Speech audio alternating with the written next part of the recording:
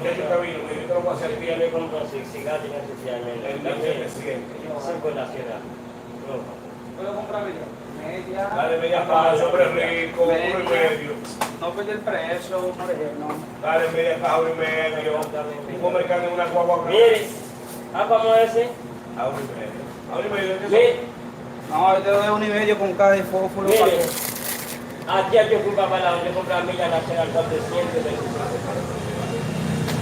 ¿5 pesos? 225. Ay, mi madre. Ya está por el país comprar. Todos están a comprar. Vamos a algo así. Y perdón ahora. Ah, sí. Dame en eso. Sí, yo compré eso ayer.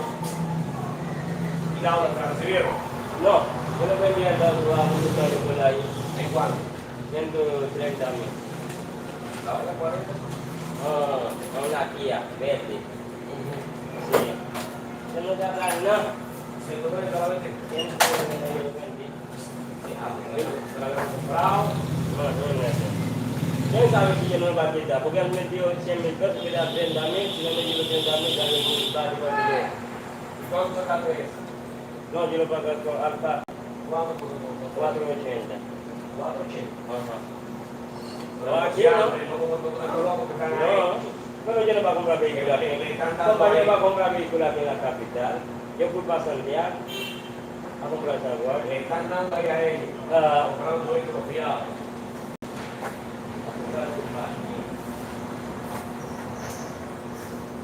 Côté non, moi là, Simon.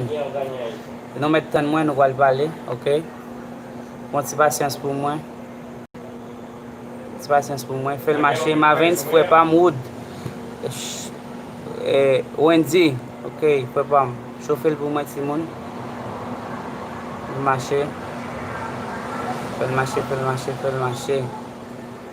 Ok? Fais le marché, Simon, pour moi. Côté non, côté non, Vamos côté a non. cerrar, vamos.